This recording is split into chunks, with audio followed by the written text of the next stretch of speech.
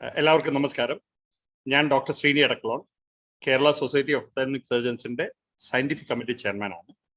എൻ്റെ ഒപ്പം doctor Sasikumar, Kerala society of ophthalmic സർജൻസിന്റെ മുൻ പ്രസിഡന്റും ആലുവ കൊച്ചി ഐ കെയറിലെ മെഡിക്കൽ ഡയറക്ടറുമായ ഡോക്ടർ ശശികുമാറും ഉണ്ട്. Kerala society of ophthalmic surgeons doctor ഗോപാലസ്പിള്ളയുണ്ട്, കേരള സൊസൈറ്റി ഓഫ് ഒപ്താൽമിക് സർജൻസിന്റെ ജനറൽ സെക്രട്ടറി. അപ്പം Kerala society of ophthalmic surgeons കഴിഞ്ഞ കുറച്ച് മാസങ്ങളായി പൊതുജനങ്ങൾക്കായി ഒരു നേത്ര സാക്ഷരത കൊണ്ടുവരുന്നതിനായിട്ടുള്ള കേരളത്തിലെ ഏറ്റവും സീനിയർ ആയിട്ടുള്ള നേത്രരോഗ വിദഗ്ധരുമായിട്ടുള്ള ടോക്ക് ഷോസ് നടത്തി വരികയാണ്. മാസത്തിൽ 2 എന്നുള്ള രീതിയിൽ നമ്മൾ തുടങ്ങിയത് ഇന്ത്യയിലെ തന്നെ ഏറ്റവും സീനിയർ ഒഫ്താൽമോളജിസ്റ്റ് ആയ ഡോക്ടർ ടോണി ഫെർണാണ്ടസിനെ വെച്ചിട്ടാണ്. പിന്നെ അങ്ങനെ ഞങ്ങൾ ബേസിക്കലി ആ ഒരു ഐ ഹെൽത്ത് എഡ്യൂക്കേഷൻ എന്നുള്ള രീതിയിലായിരുന്നു പ്രോഗ്രാം നടത്തിക്കൊണ്ടിരുന്നത്. അപ്പോൾ ഡോക്ടർ ശശികുമാർ ഞങ്ങളുടെ KSOSന്റെ വിഷൻ എൻഹാൻസ്മെന്റ് സെന്ററിന്റെ ചാർജ് വഹിക്കുന്നുണ്ട്. വിഷൻ എൻഹാൻസ്മെന്റ് സെന്ററിലൂടെ നമുക്ക് നമ്മള് Kerala society of ophthalmic surgeons നമുക്ക് ഇറക്കവറായിട്ട് വിളബിളായിട്ട് നമുക്ക് കാഴ്ച തിരിച്ചു കിട്ടാൻ പറ്റാത്ത രീതിയിലുള്ള പല രോഗങ്ങളുണ്ട്. എന്ത് രീതിയിൽ ചികിത്സ ചെയ്താലും അങ്ങനെയുള്ളവർക്കുള്ള ഒരു ബാക്കിയുള്ള കാഴ്ച ഉപയോഗിച്ചിട്ട് മാക്സിമം പ്രൊഡക്ടിവിറ്റി വരുത്തുവാനുള്ള ഒരു വിഷൻ എൻഹാൻസ്മെന്റ് സെന്റർ നമ്മൾ KSOSന്റെ കീഴിൽ 3 ജില്ലകളിലായിട്ട് നടത്തിക്കൊണ്ടിരിക്കുന്നുണ്ട്. ഡോക്ടർ ശശികുമാർ അതിന്റെ ചാർജ് വഹിക്കുന്നുണ്ട്. അപ്പൊ ഡോക്ടർ ശശികുമാർ ആണ് ഞങ്ങൾക്ക് ഇങ്ങനെ ഒരു ബ്രില്യൻ ഗേൾ ഉണ്ട്, miss Aishwarya. She is an over achiever.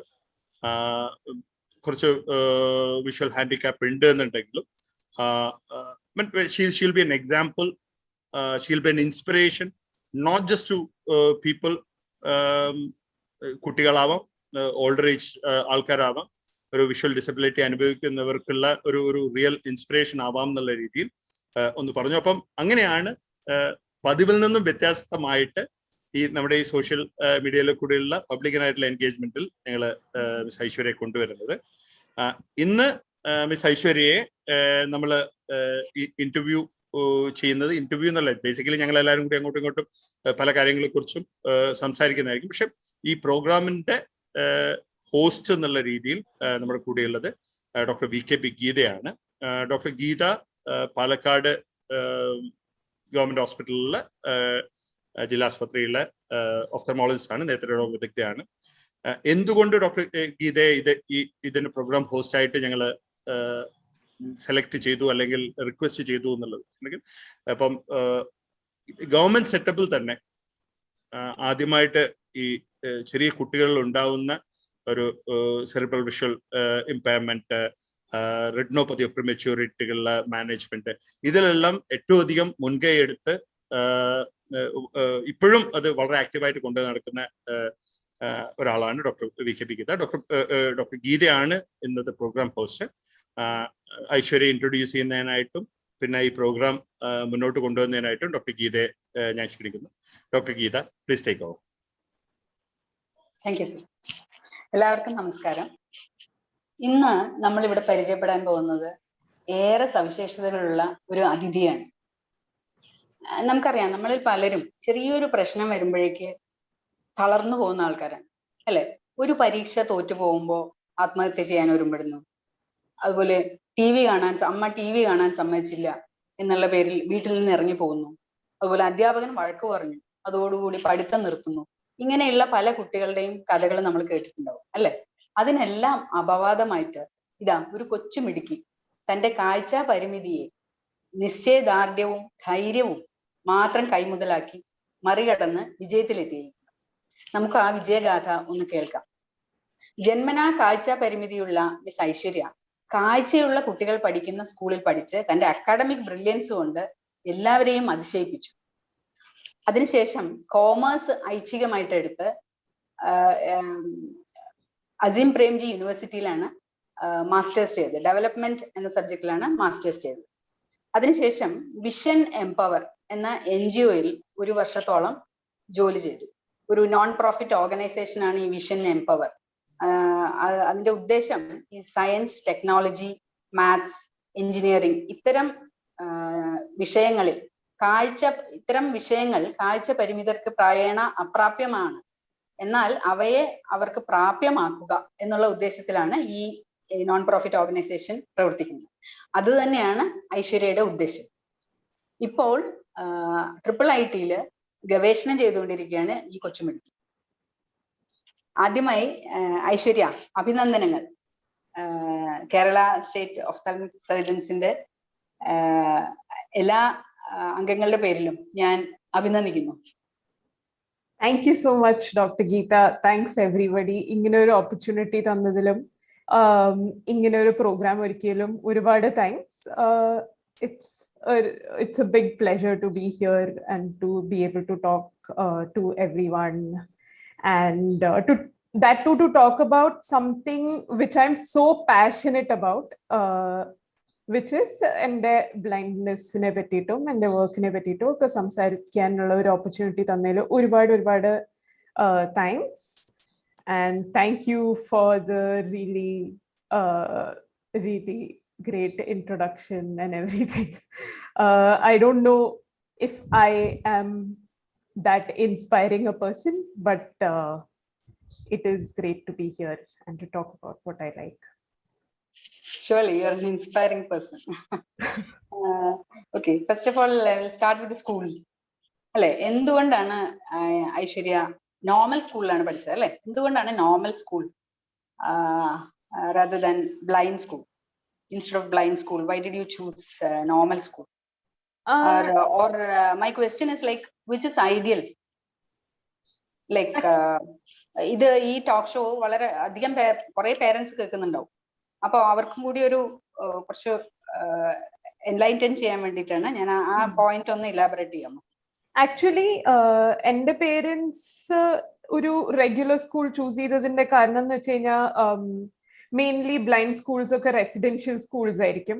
അപ്പോൾ ഇത്രയും ചെറിയ പ്രായത്തില് ഒരു റെസിഡൻഷ്യൽ സ്കൂളിൽ ആക്കാനുള്ള ബുദ്ധിമുട്ടുകൾ ഉണ്ടായിരുന്നു എൻ്റെ പേരൻസിന്. അങ്ങനെയൊക്കെ മെയിൻലി ആ കുറച്ച് റീസൺസ് കാരണമാണ്. But if we talk about what is ideal, that's a more nuanced question, because what is ideal for one person may not be ideal for everyone. For Uru, if a blind child has to study in a regular school, a lot of parental support is required. Parents are ഒരു വിധം എല്ലാ കാര്യങ്ങൾക്കും responsible ആവുക. For example materials, study materials accessible ഫോമില് കുട്ടിക്ക് accessible ആയിരിക്കണം, സമയത്തിന് വേണം.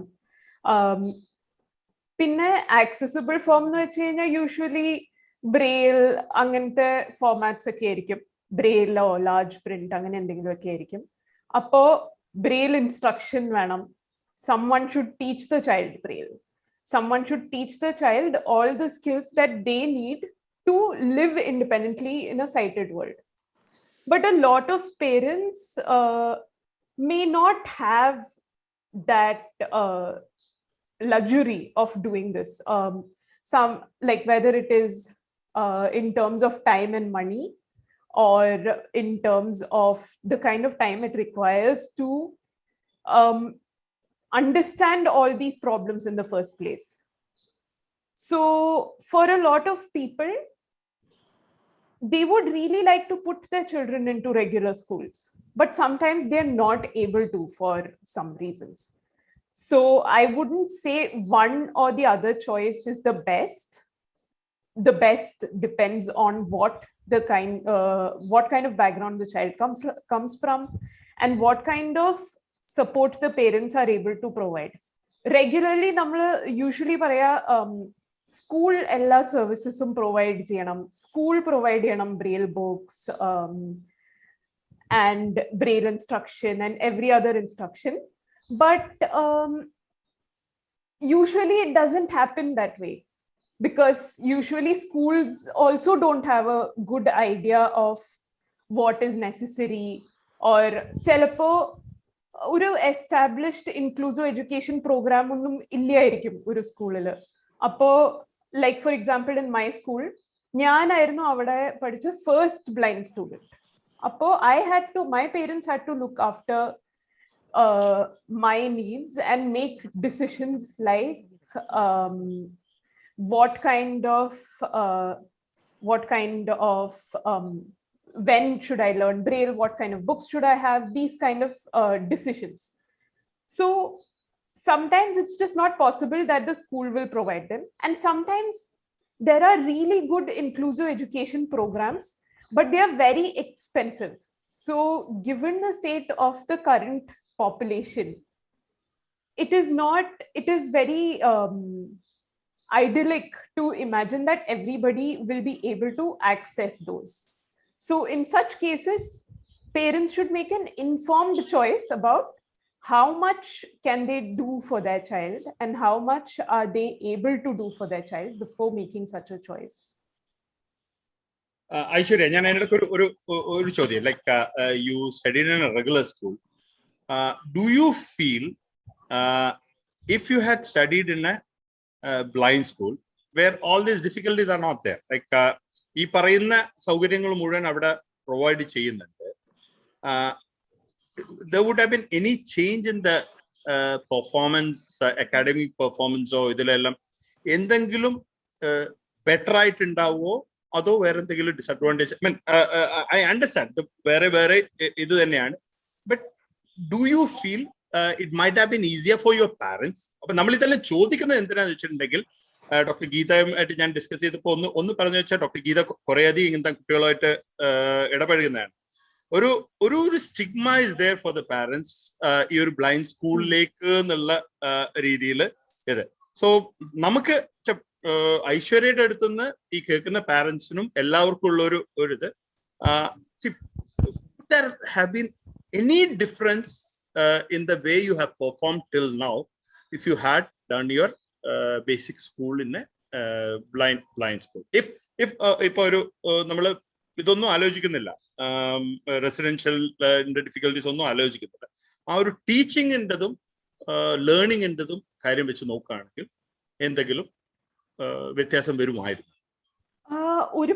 ഡെഫിനറ്റ്ലി ഒരുപാട് വ്യത്യാസങ്ങൾ ഉണ്ടായിട്ടുണ്ടാവും. പേരൻസിന് yes, it would have been easier for my parents because they don't have to think about when to get me technology, when to help me to learn Braille, how to get me Braille textbooks. All of this would not have been their responsibility. It would have been the school's responsibility. Most blind schools are at least government aided, so these things are generally taken care of when students are over there. But there are other aspects also. Like, I feel that if I was in a residential special school, I would have been comfortable with blindness much early on, because like I see a lot of students from my because of my work, I see a lot of students in special schools, so and they're all so comfortable with being blind. First thing, they very casually ask us when we go there for work and all, they very casually ask us, oh, are you blind or sighted? This is like a very normal question for them. For me, at that age, even talking about blindness was a little bit of a stigma. I spoke about eye conditions. I spoke about it in the sense that, oh, I have an eye condition called RP and I can't see a lot. But blind or sighted is not something I would like. Blind was not a word I would have used to describe myself at that age. I was not very comfortable with it because there was a whole lot of stigma around being blind. Actually, we don't use the word blind now. We use visually impaired. Maybe to put it in a... But she doesn't mind being called blind. Exactly. That's the thing. Yeah. It's easiest for me to say that I'm blind because I mean, for me, visually impaired is a euphemism. It's like a way of saying that I'm blind without saying that I'm blind. Yeah. And now I don't need You're so brave. to say now I don't need to say that I'm blind without saying that I'm blind. I can just say that. And I don't find it a stigma now because I'm very comfortable with it. But to get to this stage of being very comfortable with it took a lot of time for me. Maybe it might not have taken that much time if I was in a blind school. That's one thing. But one thing that a regular school gave me was this comfort with being at ease both in the blind world and the regular world. Like the world is a mostly sighted place made for sighted people, and it is usually best if you can be comfortable in this world. Yes, trying to change this world to fit blind people's needs better is a great thing, and we're all doing it. But it's also necessary to be comfortable interacting in the sighted world, and that is something that the regular school gave me. Aishwarya, that's a wonderful answer. I mean, you have to mix with the general crowd, then only a stigma ഒക്കെ മാറുള്ളൂ. എനിക്ക് just one question ചോദിക്കാനുള്ളത്, ഈ പഠിക്കുന്ന സമയത്ത് ഐശ്വര്യ മിക്കവാറും ബ്രെയിലായിരിക്കും notes ഒക്കെ prepare ചെയ്തിരുന്നത് അല്ലേ? അതെ. അപ്പൊ അത് ശരിക്കും പറഞ്ഞാൽ നമ്മൾ റെഗുലർ സ്കൂളിൽ പഠിക്കുമ്പോൾ ഒരു വിഷൻ കുറഞ്ഞ ഒരു കുട്ടി ബ്രെയിലിൽ ഫോളോ ചെയ്ത് കഴിഞ്ഞാൽ മറ്റുള്ളവരുടെ കൂടെ അതിന് can they keep pace with the other general children? It depends on when the blind child learns Braille. I learned Braille a little late, in 5th standard or so. But usually we advocate that first that parents test their child's vision, even regardless of what condition the child has.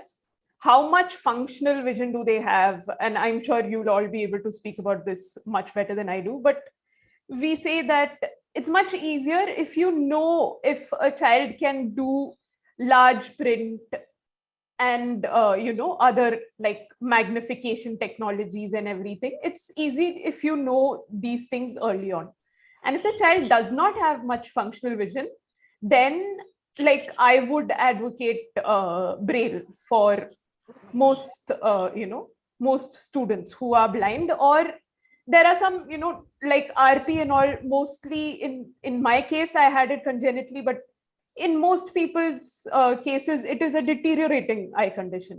So if you have deteriorating vision, I think it makes sense to prepare yourself with by having as many tools at your disposal as possible.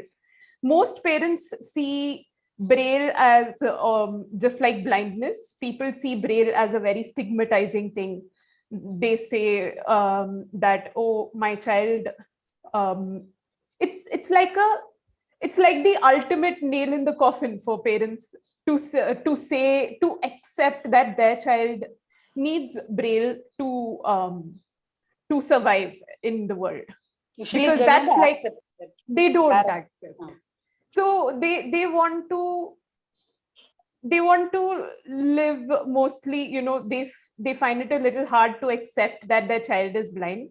In those cases, they would think of Braille as, oh, Braille is something that blind people do, and my child has little vision. Is not blind. My child is not blind. Even if they have no functional vision, most parents will say that, oh, my child isn't really blind, so maybe they don't need Braille. But I understand where that comes from, because parents also, like most other people in this world, knows about blindness only from movies and films and all. ശരിക്കുള്ള blind ആൾക്കാർ എങ്ങനെയാണെന്ന് പേരൻസിനോ അവരുടെ കുട്ടികൾക്കോ usually അറിയില്ല. So they view blindness the way society has taught them to see blindness, and that's not really true. That's not how people's lives are. Blind people's lives generally are. That's why they have a lot of stigma, and it is very understandable. But we as a society, as doctors, as everybody, I think we should advocate for parents to, in this struggle for accepting what their child has, they should also keep the child's needs in mind. Because this blind child with almost no vision, whom their parent doesn't think is blind, is going to grow up into a teenager and then an adult who, because their parents and they could not accept blindness, did not have any blindness skills. If you don't know Braille, if you don't know how to use screen readers, and if you don't know how to use technology, how to walk around, using a white cane is even more stigmatizing than Braille for a lot of people. So if you don't use all the tools that are there at your disposal, that's like saying I can see, but I will not use pen and paper. And I will not learn the alphabet. So it might not be the best thing for the parents or their children. And in this struggle for acceptance, we must always make sure that our children don't suffer for our decisions in the long run. Aishwaryയുടെ advice, like advice എന്ന് തന്നെ പറയാം, because it's from your experience and whatever you've seen. തങ്ങളുടെ കുട്ടികൾക്ക് ഒരു blindness ഉണ്ട് എന്നുള്ളത്, visual impairment എന്ന് പറയുന്നില്ല, ബ്ലൈൻഡ്നെസ് ഉണ്ട് എന്നുള്ളത് പാരന്റ്സ് നേരത്തെ ആക്സെപ്റ്റ് ചെയ്യുക.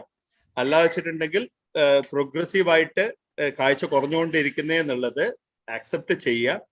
അവരെ ലോകത്തിലേക്ക് എല്ലാത്തിനും പ്രിപ്പയർ ചെയ്യാൻ വേണ്ടിയിട്ട്, പ്രിപ്പയർ ദം ഫോർ ലൈഫ്, അതിനുള്ള ടൂൾസും അതിനുള്ള ട്രെയിനിങ്ങും എത്രയും നേരത്തെ കൊടുക്കുക.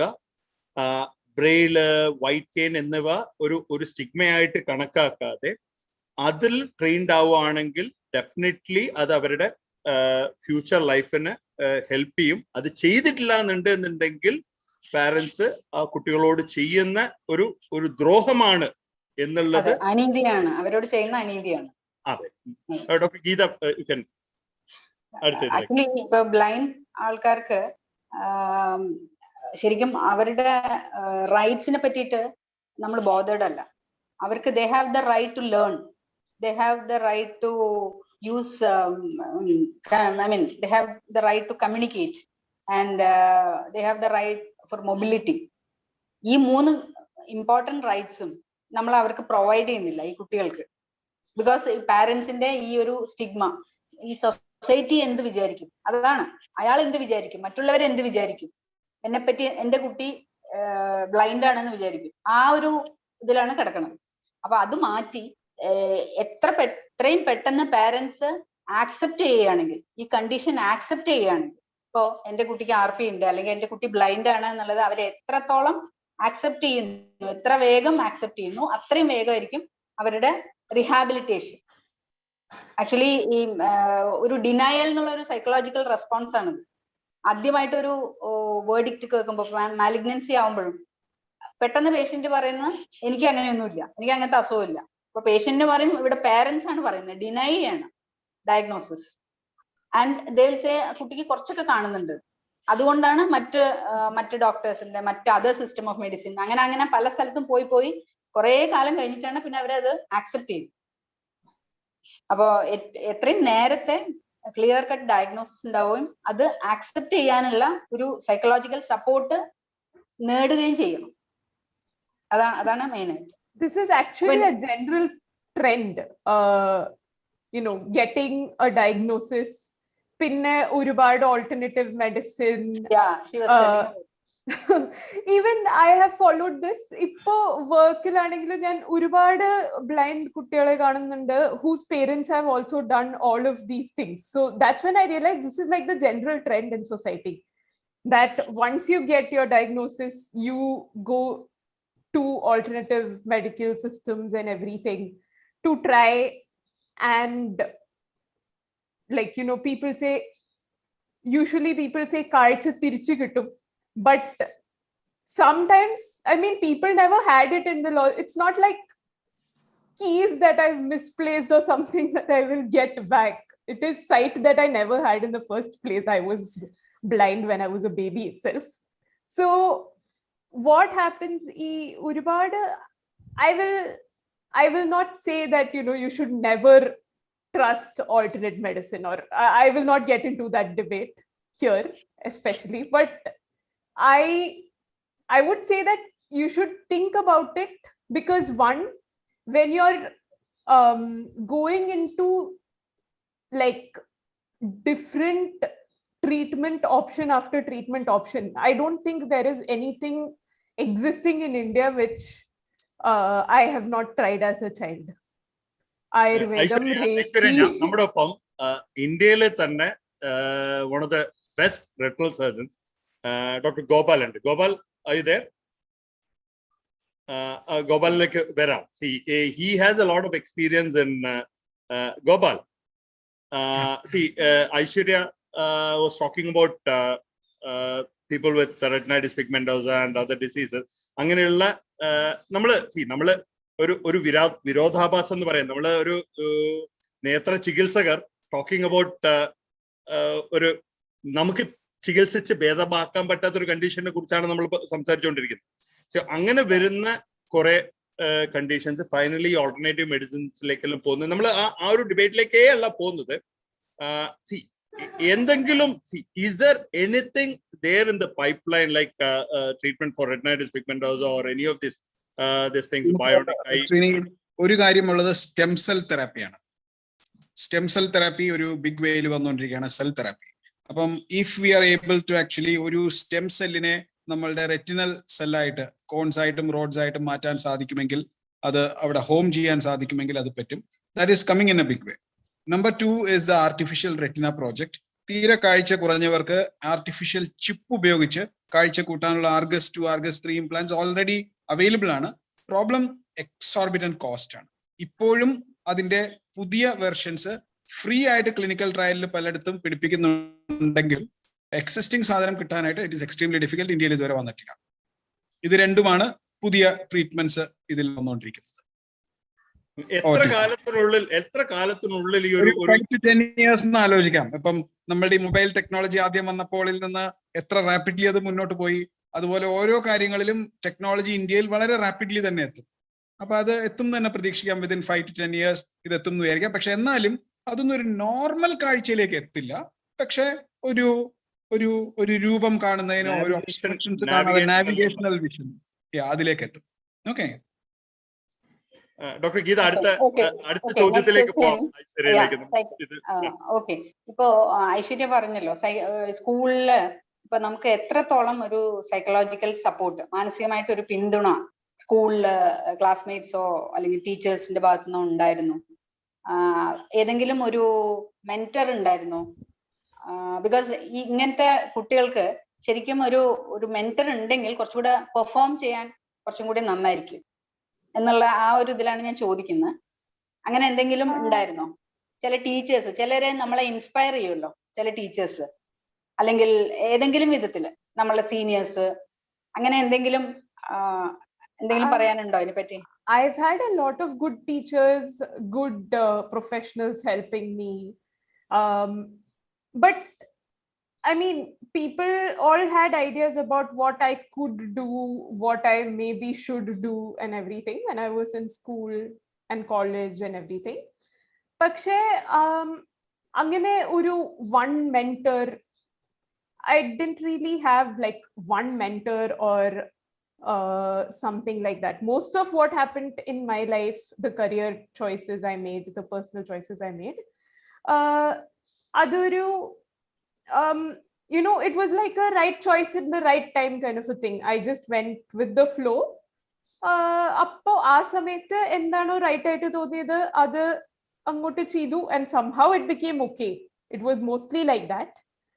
But a lot of like after I became an adult, after I moved to Bangalore and everything, for example, ഒരു പോസ്റ്റ് ഗ്രാജുവേറ്റ് സ്റ്റഡീസിന് വേണ്ടിയിട്ട് ഞാൻ അസീം പ്രേംജി യൂണിവേഴ്സിറ്റിയിൽ പോയപ്പോൾ, for example, when they were interviewing me, this was just an interview like to see whether I'm going to even get admission in the college. And there were a lot of people, there were a lot of interview panels, very chaotic space. And in the panel, one of the teachers asked me, what kind of accommodations should we make so that you can study, like you can study well in our college? In my entire life until then, nobody had ever asked me, what can we do for you so that you can study well? Usually it was always me saying, I need this so that I can do well. And sometimes saying, please, can I have this so that I can do well? And sometimes not getting what I asked for also. But it was the first time that an institution wanted to know what they can do for me so that I can do well in their program. And that's when I began to think about accommodations, learning accommodations, accessible at exam ezhuda, accessible at padikya, accessible learning materials. Idokke I began to think of them for the first time in my life as something that an institution should do for me, something that I must get by law. I don't think until that and until my after that kind of postgraduate studies, I don't think until then I had really begun to think of it that way. And that was a turning point in my, like, both private, I mean, both personal and professional life. So that was the first time you were thinking that you deserve that? Yeah, that was the first time I was thinking about accommodations as something that an institution must give.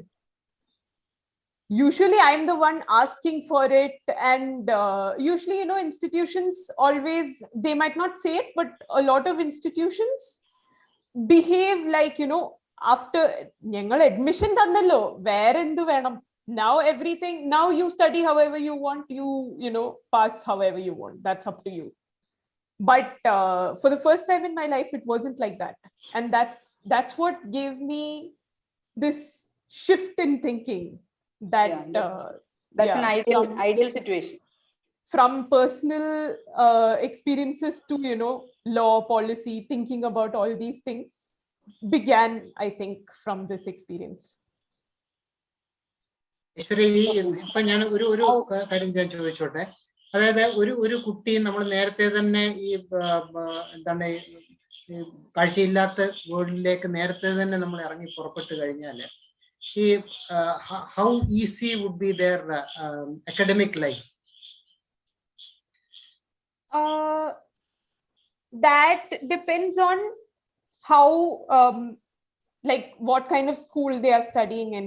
Ipo, for example, chela mainstream schools under where they have dedicated resource teachers or special teachers to look after the needs of the blind students studying there.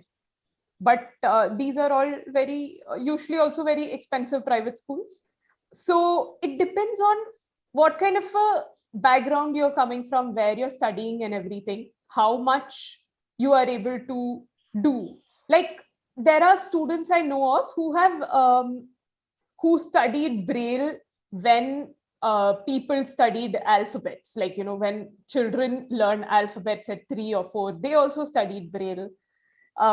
They became very comfortable with technology whenever it was available to them, and they are doing so well in the world.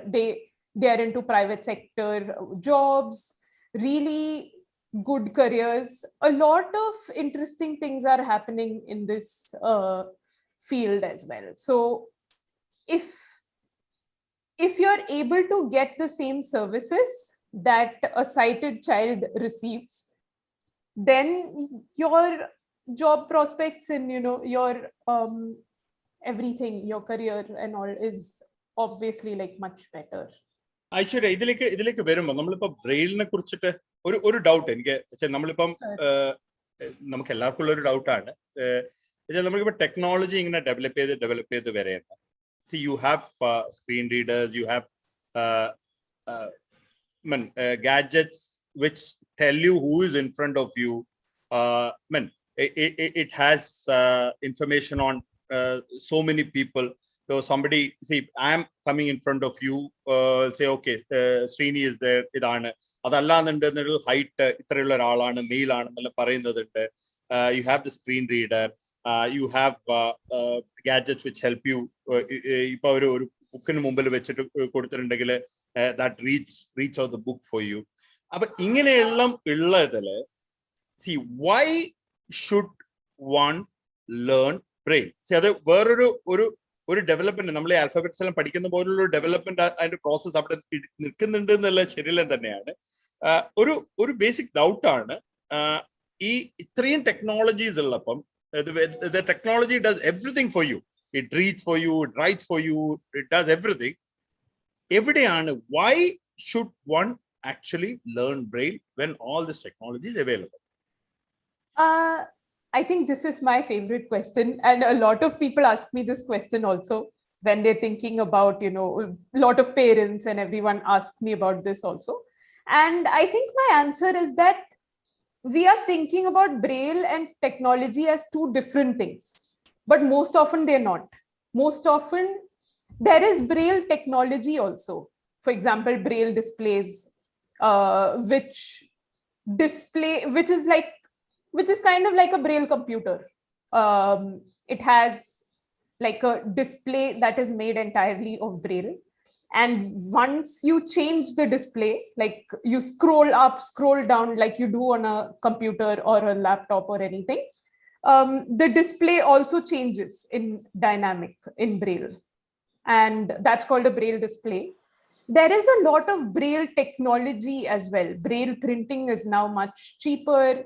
Braille displays are now in India. Like when I was small, the only Braille displays were the ones made in the US and all, and they had to be imported into India.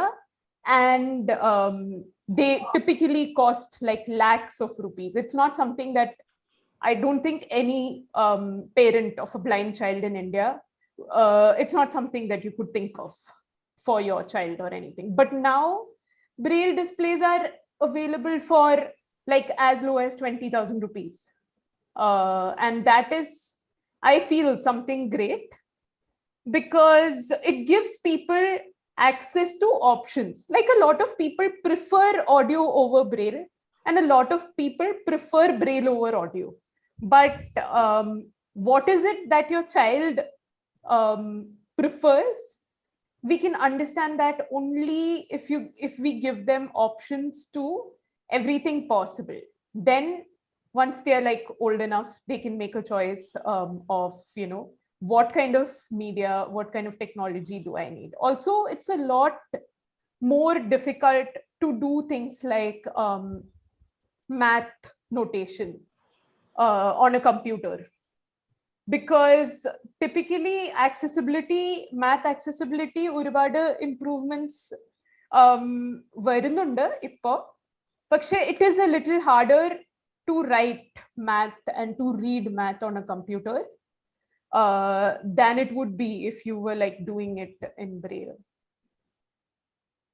Now, I don't think like it's completely like, it's completely technologized as well, Braille also. And I think, if, for example, a child could write their exam on a Braille display and put a pen drive and take that file away and print it out for their teacher to correct. Those kind of cross technology options are very much available.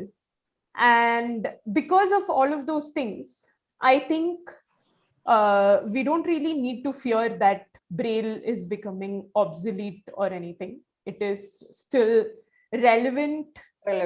Okay. Because you need to know how letters are, and how they're arranged. What, like, you'd have atrocious spelling sense if you'd only listen to books.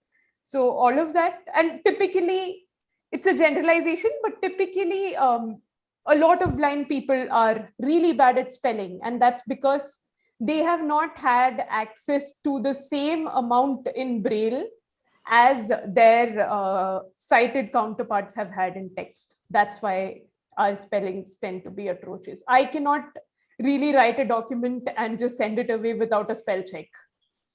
So those kind of things are, definitely there. We need to learn formatting, we need to learn spelling, and the visual arrangement of words on a page is something I think people should be learning. But it is also relevant to say here that some children, like people with multiple disabilities, or children who have not great, not the usual amount of fine motor skills, for example, find that learning Braille is much harder for them than listening to audio. And that's completely a valid choice to make. It just depends on what technology is right for your child.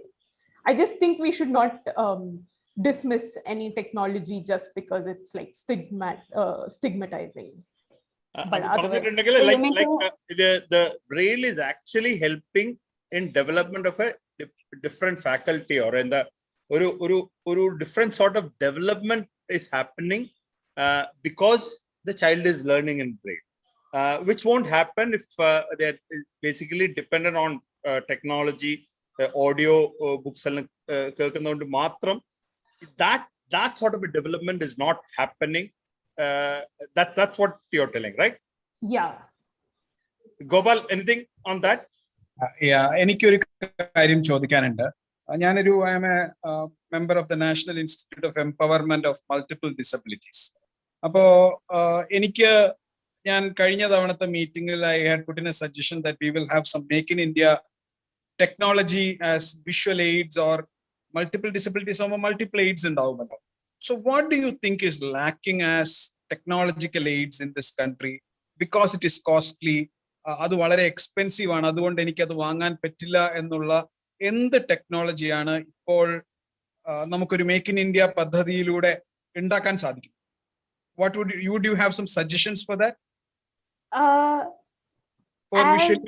For visually disabled people or people with multiple disabilities, എന്തെങ്കിലും ഒരു technology which is more expensive, which is not very commonly available here, നമുക്ക് അത് ഉണ്ടാക്കി ഇവിടെ available ആക്കി കഴിഞ്ഞാൽ ഒരുപാട് ആൾക്കാർക്ക് ഒരുപാട് പ്രയോജനം കിട്ടുന്ന എന്ത് കാര്യമുണ്ട്? There are lots of technologies. Main item, I would say, from my personal and professional experience, I would say two things. One is something that will help a blind child to something like a smart cane. There is already a smart cane in India, but the problem with the smart cane is that I can't adjust when it will vibrate for an obstacle, like 2 meters away, 3 meters away. So what happens is sometimes it's very slow for some people and sometimes it's really fast. For example, everybody does not walk at the same pace. Like my friend walks really fast and I walk really slow, or he's much taller than me, so he can walk, like his pace of walking is faster because he has long legs. So for everybody, when the smart cane vibrates in the same way, that's a problem, because I feel that it's telling me about an obstacle that's 2 meters away and I'll need some time to reach there. It's already telling me and it's making me feel like, oh, something is right in front of me. Ayyo, endo undu ennu oru pedi sense aanu usually enikku kittarullathu smart cane ennu. So I don't use a smart cane much, and my friend tells me that because he's so tall and he walks so fast, he feels that he does not have enough warning for obstacles. And I was very surprised to know this, because we're both blind, we both can't see most things, we both have only light perception and we have like the same kind of blindness, and yet our technology need is different. So I would really like to see canes in which the user can adjust at what distance the cane detects obstacles. That would be something really nice. So you mean to say that it should be customized? Yeah, very, very customized. And customizability is a very good trait in, technology for assistive technology generally. Okay, point taken. Where എന്തെങ്കിലും technology അതുപോലെ ചിന്തിക്കാനുണ്ടോ which we can try to make in India? A tactile display, which is something like a braille display. പക്ഷേ ഒരുപാട് braille display is maybe a 1 or 2 line display, and when you shift it, when you change the view, then the next 2-3 lines come up. But a tactile display is a big it's like one page entirely on the view of your display, and these are very expensive because of and these can also display pictures and graphs and everything, which is why I am a big fan of them. I have a big fascination for them. But these are not available at like India costs, because typically displays, the technology that is used to make these braille cells move up and down on a display based on the content that needs to be displayed, that technology itself is a little expensive.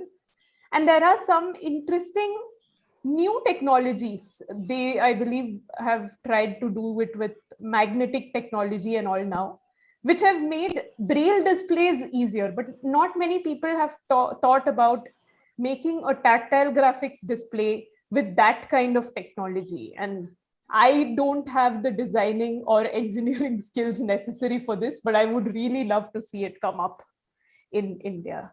So I would say a tactile graphics display is the next one. Aishwarya, you had worked with that NGO Vision Empower.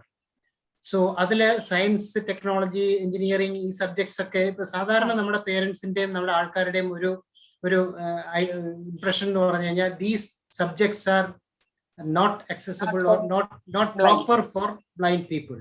So what is your advice to the parents about regarding this? Suppose ഒരു കുട്ടി കാഴ്ച കുറവുണ്ടെങ്കിലും അതിന് science പഠിക്കാൻ ഇഷ്ടമുണ്ട്. So is there avenues for learning science and all those subjects for blind people?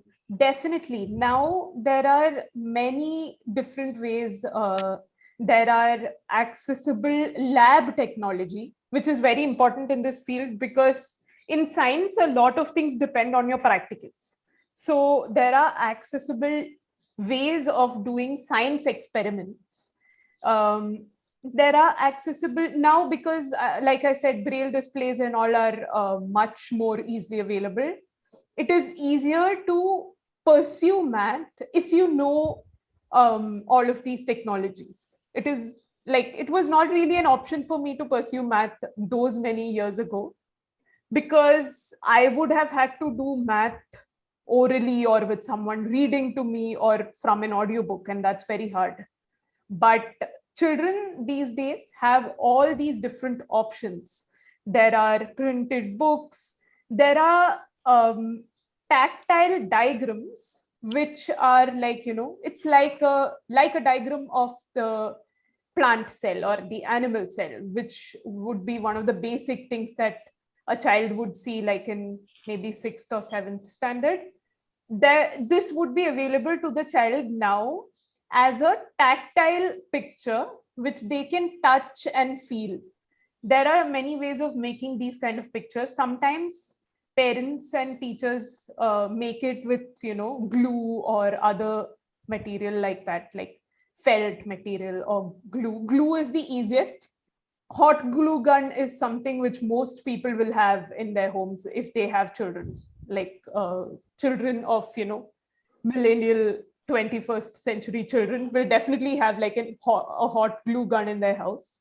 And using those, you can easily make lines on the paper, which will then dry up. This hot glue will dry up and you'll get a tactile picture. And there are lots of, lots of NGOs, companies which print these pictures for you, so you don't have to make them yourself also. So a lot of aids are available for people to read science and math subjects, to do their practicals, and to be able to understand pictures. And now there is also some work in students being able to draw the pictures they want also in a tactile way. So these are, I would think, some of the technological advancements that that make science and math learning easier. There are also a lot of research going on into accessible software engineering kind of, fields, accessible coding, and how to make the process of coding accessible to a blind person as well. So most careers these days are open to students who are blind.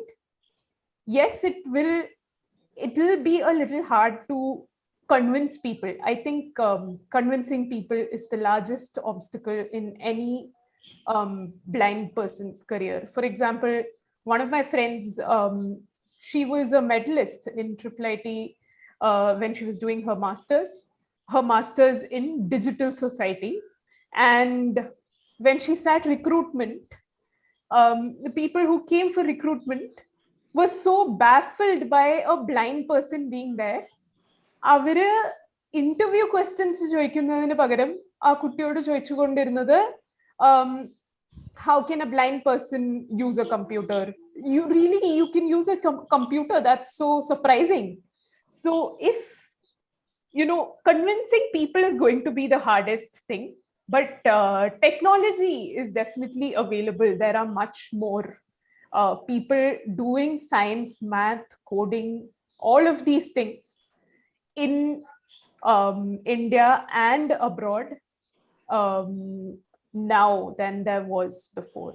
There are even, I was telling Dr. Geeta about this the other day, there are even blind electricians, and there are blind plumbers, and every kind of career is now being made accessible to blind people.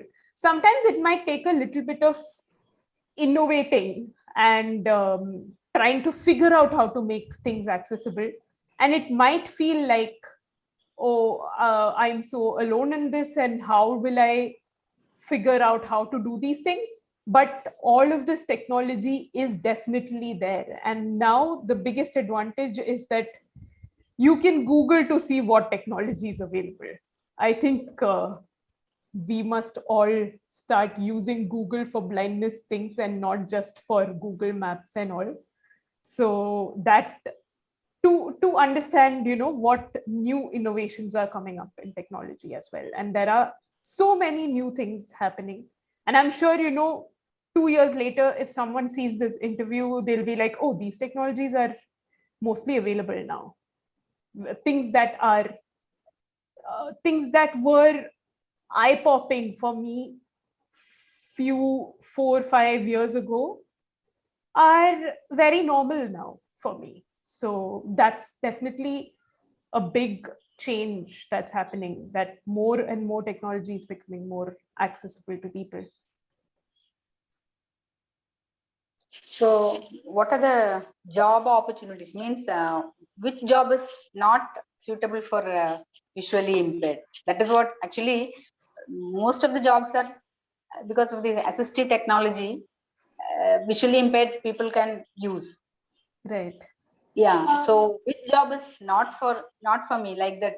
Any job, means only few jobs are there like that. Typically, I would say medicine isn't, because legally you can't pursue medicine if your vision is lower than a particular point. I'm not really aware of how much that percentage is, but I have seen this somewhere that you can't really be a doctor if you're blind.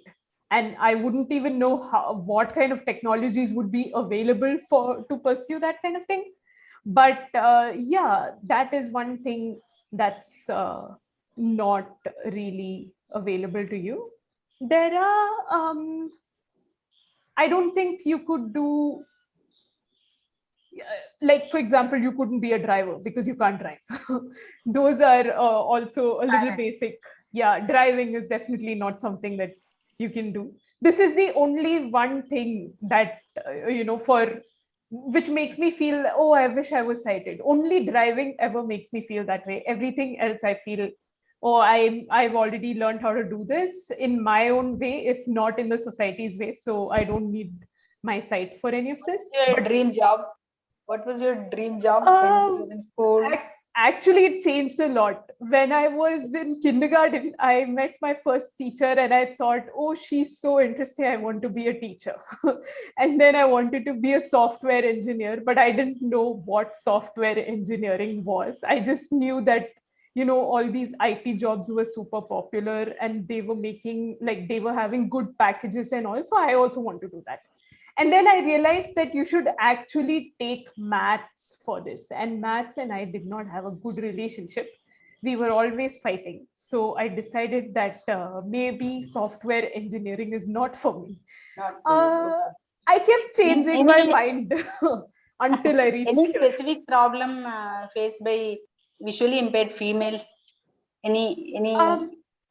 So this is a little bit of a nuanced question. I would like to say that there isn't, but there actually is, because as a female person who is blind, you're like double marginalized. Like, already people don't want to do things like let you go out until whatever time you want because you're a woman. And now you add blindness also to the equation, then they'll be like, just don't go out by yourself, full stop. So in those ways, I definitely think that what society, like, as protective or as sheltering in a wrong way, as society is about blindness, it is double that when you're like a woman who's blind. For example, when I was I used to live in Bangalore alone until COVID. So once I was coming back from, and my blind, like in IIIT, there was a guy who was blind also, and there's me. There are two people who are blind. So usually the security guards made a big deal about, you know, me going out or coming into the campus. When I come in, even though I know the way, they'll follow me all the way to the hostel to make sure I reach safely and all of that. And sometimes it could be a little stifling to have like too much help when you don't need it also. So I was always bothered by it, but I tried to tell myself, oh, they don't know that I don't need all of this help. Once they see that I don't, maybe they'll stop this. I had just gone to stay there. So once me and the other blind person, who is not a female, came back from somewhere, and all of this, no security guards followed us. Nobody did anything. Everybody said we just had to, you know, write our names on the register like usual and just go inside. And then the next time I went out, this whole thing about when I went out alone, this whole thing about the security guards happened again. So I told them, oh, but like when the other person and I came in, all of this thing wasn't there. Now what happened? So they were telling me, but you are a girl. We have to make sure that you reach safely, as if, you know, something's going to happen to me inside the campus. So like extra sheltering can be there if you're a blind girl. Sometimes that can be detrimental to your independence, in the sense that parents with female blind children are less predisposed to their children living in a different city, pursuing a job that requires traveling. And there's extra concern because you're blind and female, and what if something happens to you? I will not say that that's completely unwarranted, because a lot of, like, it can be a safety issue, but I think the way to negate the safety issue is by making sure that you're safe and making sure that you know what to do if you're not safe, rather than saying, because there's a safety issue, I'll just stay where it's safe. I was never a person who can just stay like that and not travel or anything. So this was a big problem to me. And a lot of blind women I speak to have the same problem. Okay, so Dr. Geeta, yeah, almost 1 hour നമ്മള് yeah, പല കാര്യങ്ങളും discuss ചെയ്തു. ഒരു most important outcome. So Dr. Gopal, as he said, he's in that board for that Make in India project for all these technologies for people with multiple disabilities. അപ്പം doctor ഗോപാലിന് Aishwarya ഒരു കൃത്യമായിട്ടുള്ള idea കൊടുക്കാൻ പറ്റി, because he was actually looking for ideas, and he's a very proactive person. Definite ആയിട്ടും ഐശ്വര്യയുടെ ഈ feedback will help all the blind in the future, because technologies India ഉണ്ടാക്കാനുള്ള possibilities immense ആണ്, and if there is government support, it's going to help. Dr. Geeta, last question ഓട് കൂടിയിട്ട് നമുക്ക് ഈ ഒരു interview അവസാനിപ്പിക്കാം. ആക്ച്വലി ലാസ്റ്റ് ക്വസ്റ്റ്യൻ അല്ല, that is actually നമ്മൾ ഓരോരുത്തരും ഒരാളെ പറ്റി പറയുമ്പോൾ either dependent, independent or contributor, അങ്ങനെ 3 ഏതിലാണ് പെടുക എന്നുള്ളതാണ് നമ്മൾ നോക്കുന്നത്. അപ്പൊ ആക്ച്വലി ഐശ്വര്യ ഇൻഡിപെൻഡന്റിനെക്കാളും മോർ കോൺട്രിബ്യൂട്ടർ ആണ്. Actually she's contributing to the society by way of this assistive technology for visually impaired. അപ്പോ നമ്മൾ അണ്ടർഗോ ചെയ്ത എല്ലാ പ്രോബ്ലംസും മനസ്സിലാക്കി അത് സൊസൈറ്റിക്ക് വേണ്ടി ഒരു റീക്രിയേറ്റ് ചെയ്ത ഒരു എൻവയോൺമെന്റ് നെക്സ്റ്റ് ജനറേഷന് കൊടുക്കാൻ ഐശ്വര്യ പോലെയുള്ള ആൾക്കാർക്ക് സാധിക്കുന്നത് എനിക്ക് വളരെ സന്തോഷമുണ്ട്.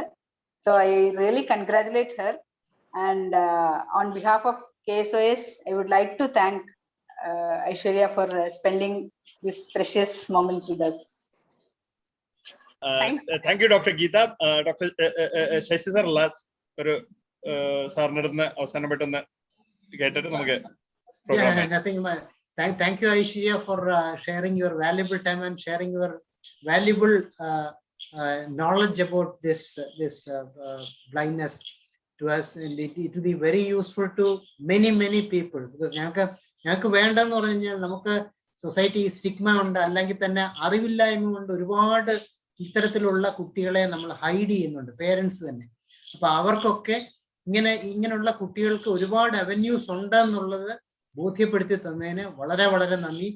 ഐശ്വര്യയുടെ സേവനം ഞങ്ങൾ KSOS ഇനിയും താല്പര്യപ്പെടുന്നു. So you will be needed with us in future also. Thank you. Thank Gopal, you so much. Dr. Thank you. Aishwarya, Dr. Gopal might be the person who has gained a lot from your talk. Gopal, last words from you, and finally ഒരു final take home ഇത് ഐശ്വര്യ ഇടുന്ന കഴിഞ്ഞാൽ. Gopal, from you. Muted. Gopal muted. Sasi sir പറഞ്ഞതുപോലെ തന്നെ actually lot of people don't know what to do. Parents don't know what to do. കുട്ടികൾക്ക് അറിയില്ല എന്ത് ചെയ്യണമെന്ന്. Aishwarya, your presence and your basic stage presence and what you spoke, and I mean people look up to you.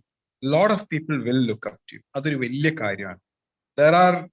There will be definitely ഒരുപാട് ആൾക്കാരുണ്ടാവും, okay ഇങ്ങനെ ഒരു ചേച്ചി ഉണ്ടല്ലോ, ആ ചേച്ചിയുടെ പോലെ ആവാമല്ലോ എന്ന് ആലോചിക്കുന്ന കുറെ അനുജന്മാരും അനുജത്തിമാരും നമ്മളോടൊപ്പം മിക്കവാറും ഇത് കുറച്ച് നാളുകൾക്കുള്ളിൽ തന്നെ കേൾക്കും. അപ്പോ we are very thankful. Kerala Society of Ophthalmic Surgeons ന്റെ ഭാഗത്ത് നിന്ന് we are extremely thankful to you. And Sasi sir പറഞ്ഞതുപോലെ ഇനിയും നമുക്ക് പല സംരംഭങ്ങളിലും കൈകോർത്ത് എങ്ങനെ മുന്നോട്ട് പോകാമെന്നുള്ള ഡയറക്ഷൻ ഞങ്ങൾക്കും കാണിച്ചു തരുവാനായി, ഞങ്ങളുടെ കൈ പിടിച്ച് ഞങ്ങളുടെ വഴികാട്ടിയായി മുന്നോട്ട് പോകുവാനായി നമ്മളോടൊപ്പം ഉണ്ടാകുമെന്ന് പ്രതീക്ഷിക്കുന്നു. Thank you. Aishwarya, last words from you. Thank you so much ഇങ്ങനെ ഒരു ഓപ്പർച്യൂണിറ്റിക്ക് വേണ്ടി. I think it is very important because ഒരുപാട് ആൾക്കാർ ഈ ഡിസബിലിറ്റി ഫീൽഡിൽ വർക്ക് ചെയ്യുന്നുണ്ട് in different capacities, as researchers, as people with disabilities themselves. as people who are making technology for people with disabilities, like the engineers and the designers and everything. And a lot of people are working as rehabilitation professionals and as doctors. So many people are working in this field. And I would like to, it would be amazing to see all of these different strands of work come together to make a better world for the disabled people. And that, you know, that's why it made me so happy to be here, because this kind of a platform is, you know, this kind of a cross-disciplinary collaboration is something that's really interesting to do and really interesting to have for our society. And I would like to conclude by saying that, you know, people usually say, like after their diagnosis or when they see a lot of other blind people, they'd like to say, oh, that person has overcome their blindness to be something. And for me, I feel that I'm here doing this, doing research. I do my research on disability and assistive technology and everything. And I do a lot of what I'm doing not in spite of my blindness. I do it because of my blindness. I don't know what like, even my career would be different if I wasn't blind.